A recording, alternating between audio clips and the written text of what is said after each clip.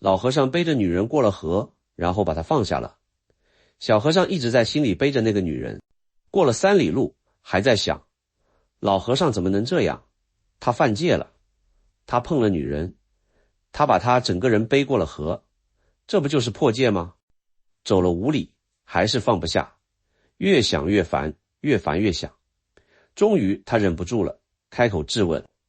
老和尚回头平静地看了他一眼，说了一句话，把小和尚彻底问住了。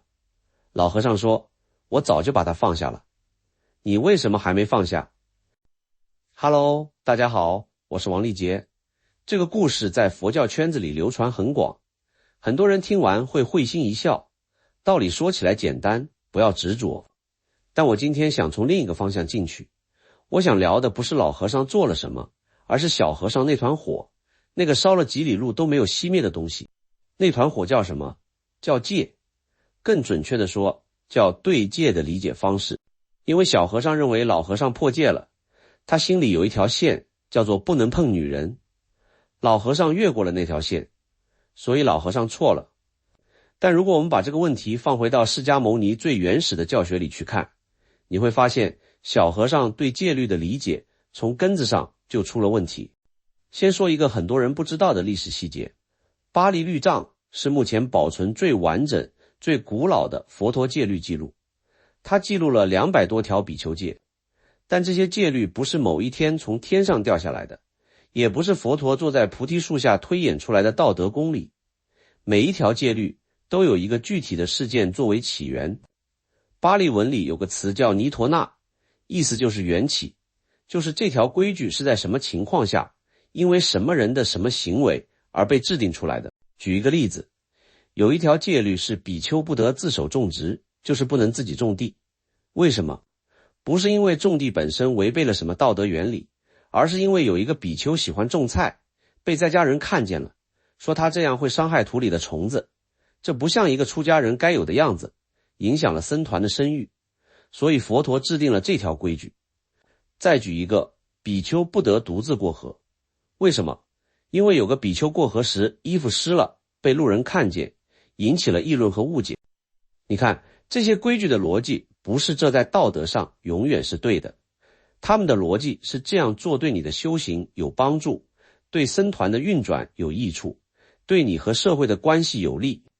这是一套功能导向的规则体系，不是神圣意志的降临，不是宇宙道德律的刻写，是一个非常聪明的人在解决一个个具体问题的过程中积累出来的实践智慧。佛陀在临终前还对阿难说过一句话，后来引发了无数争议。他说，如果僧团认为有必要，小小戒是可以废除的。注意这句话的意思，规矩是工具，工具是为了实现某个目的而存在的，不是永恒的、神圣的、不可更动的。金刚经里那句话说的最彻底，法上应舍，何况非法。筏是用来过河的，到了对岸你还背着它走路，那不是虔诚，是执着。那戒律的功能究竟是什么？释迦牟尼的教学里有一个3步架构，叫做戒定慧。戒是第1步，定是第2步，慧是第3步。为什么要从戒开始？你想一想，你昨天撒了一个谎，现在你坐在那里想打坐，你的大脑在做什么？他在追踪那个谎话，他在回放自己说了什么，担心对方发现了没有，想着下一步怎么圆，如果对方来问该怎么回答。这条线程一直挂在后台，耗着你的认知资源。这样的大脑很难安静下来，因为它有太多没有关闭的线程。持戒就是减少这些线程，你不撒谎，你就少了追踪谎言的认知负担；你不贪占便宜，你就少了很多和别人算来算去的隐性压力。戒律把一些行为变成默认设定，让你不必在每一个场景里都重新决策我该怎么做，从而节省出认知资源，留给更深层的觉察。从脑神经科学的角度来说，这其实就是习惯化的过程。当一种行为模式变成习惯，大脑的基底神经节接管这个程序，前额叶皮层就可以从这件事上解脱出来，去处理更复杂的工作。你骑了多年自行车，你不需要在每次骑车时都刻意想左脚踩、右脚踩，保持平衡。这个程序已经自动化了，你的大脑高层可以去想别的事情。持戒是为修行者的大脑做自动化，把一些耗能的道德决策程序固化成低耗能的习惯，从而把认知带宽留给真正的修行，也就是持续的觉察和关照。所以戒律不是目的，它是通往定的一条路，而定是通往慧的一条路。但这里有一个陷阱，佛陀专门给它起了名字，巴利文叫做戒禁取，意思是执着于戒律和仪式本身，把手段当成了目的。佛陀在列出修行障碍的时候，把这条放进了前3位，跟自我认同、疑惑并列。你仔细想想这件事，佛陀自己把过度执着于戒律列为了一种修行障碍，不是修行成就。这就是小和尚的问题所在，他不是真的在守戒，他是在守一个关于守戒的念头。那个念头里装着对错，装着评判，装着一个关于自己是好修行者的故事，而这些东西才是真正让他的心无法平静的东西。讽刺的是，他用戒来追求清净，戒本身成了他不清净的来源。但是历史上有一些例子非常值得我们去看，这些人没有持满所有的戒律，但是却达到了极高的修行成就。第一个，央觉摩罗，这个名字你可能没听过，但他在巴利文经典里有一整部以他命名的经。他的名字意思是指蛮，因为他杀了999个人，把手指砍下来串成项链挂在脖子上。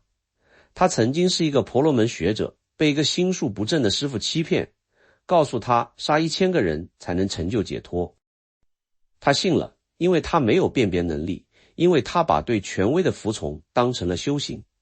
他遇见佛陀的那一天，刚完成了第999个，准备去杀第1000个他的母亲，以此来完成师父给他设下的任务。他在路上追上了佛陀，举刀就砍，但砍不到。佛陀走得不快，他追了很久，就是追不上。他大喊，站住！佛陀回头说，我站住了很久了，是你还没站住。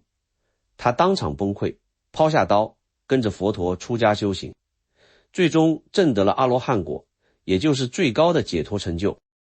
经典里还记载，他出家之后在街上化缘，被曾经受害者的家属认出来，用石头砸，用棍子打，他头破血流，被打得几乎没有人样，他就这么站着，没有反抗，也没有愤怒。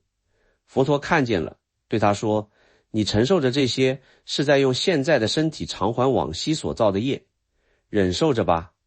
央觉摩罗从一个杀了999个人的人，变成了这样一个人。第二个，密勒日巴，这个名字你应该熟悉，他早年学了黑法，用法术制造冰雹，害死了几十个人。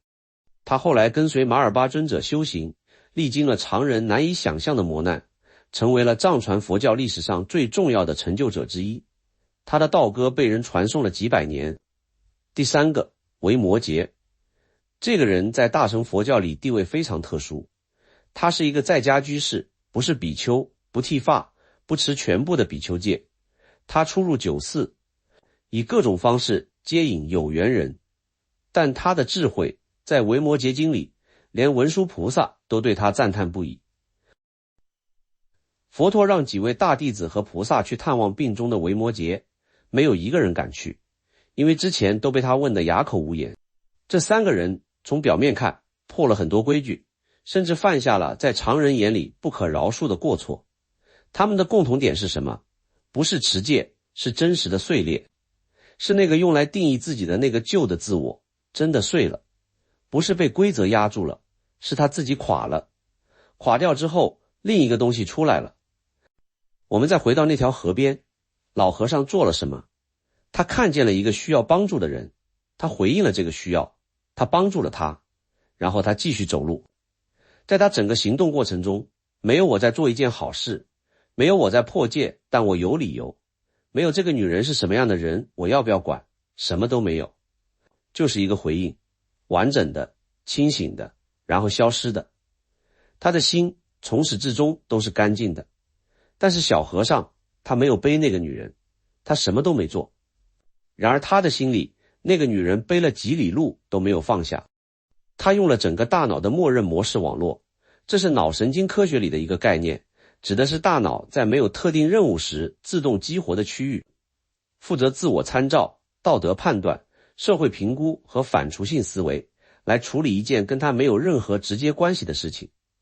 他思考的不是自己的修行，他思考的是老和尚是否犯了错。讽刺的是，小和尚的那几里路才是真正的执着，才是真正的修行问题。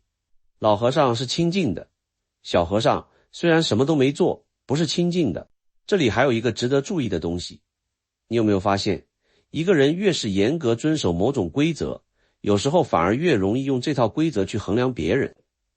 不是刻意的，是自然而然的，因为那套规则已经成了他判断世界的坐标系，他看什么都先对着那把尺量一量。修行者里有时候也会出现这种东西，一个人因为严格持戒，产生了一种微妙的自我定义，我是持戒者。他知道自己遵守了规矩，而这个知道本身就成了一个自我。小和尚的问题不只是执着，还有一层，他的戒已经成了他的身份，他在用戒律定义自己是谁。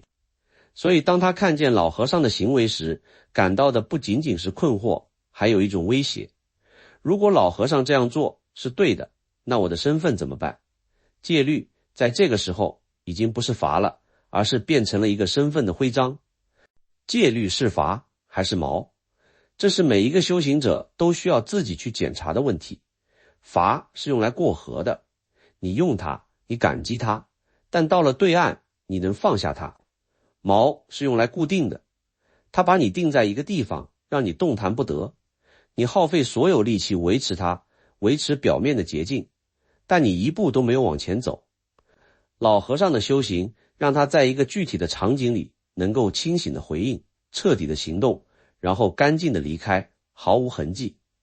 这才是持戒最深的那一面，不是纹丝不动，而是动了之后不留痕迹。那么不持戒能开悟吗？我觉得这个问题问得还不够准确。更精确的问法也许是你的戒律是在帮你的心变得更清澈，还是在帮你维持一个我是修行者的形象？如果是前者，戒律是你的朋友，你需要它，你尊重它，但你知道它是工具。如果是后者，戒律已经成了你最隐蔽的执着之一，而且是一个很难被发现的执着，因为它披着持戒的外衣，看起来像修行，实际上是在建立一个更坚固的自我。小和尚是一面镜子，他照见的是我们几乎每个人心里都有的东西，用规则来定义自己是谁，然后用这个定义去评判别人。而老和尚在那一刻既没有定义自己，也没有评判别人，他就是把那个女人背过了河，然后把她放下了。真正放下了，真正放下了。这句话听起来轻巧，但你只要在自己身上找一找，就知道它有多重。这个故事之所以流传这么久，我觉得不是因为它告诉了我们什么道理，恰恰相反，是因为它照见了我们心里一直背着的东西。那不一定是一个女人，也许是一句被人曲解的话，你到现在还在心里替自己辩解。也许是一件多年前没有做成的事，你偶尔还会回去想，如果当时那样就好了。也许是一段关系里发生过的什么，表面上你早就翻篇了，但每次想起来，那团情绪还在。